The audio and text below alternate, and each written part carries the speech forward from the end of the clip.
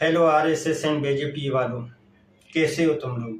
जैसे भी हो बाढ़ में जाओ। तुम्हारे एक खंजीर भाई मिथुन चक्रवर्ती ने एक शोषा छोड़ा है। जैसे फिल्मों में वो अपनी बकवास करते रहते थे, तो रियल लाइफ को भी फिल्म समझकर उसने पाकिस्तान को धमकी दी है कि अगर हम ये कर दिया वो कर दिया तो हम इतने बम मारेंगे। मिथुन चक्रवर्ती की तुम लोगों ने उसकी मूवी देखी होगी। उसकी हर मूवी में उसकी बहन को विलन उठा के ले जाता है।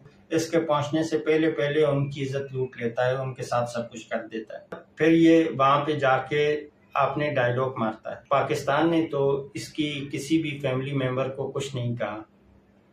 पाकिस्तान ने तो इसकी किसी भी फैमिली मेंबर के साथ कुछ गलत नहीं किया। तो ये इतना जज्बाती क्यों हो रहा है? इसको इंसान का बच्चा बनाओ, लगाम डालो, पट्टा डालो।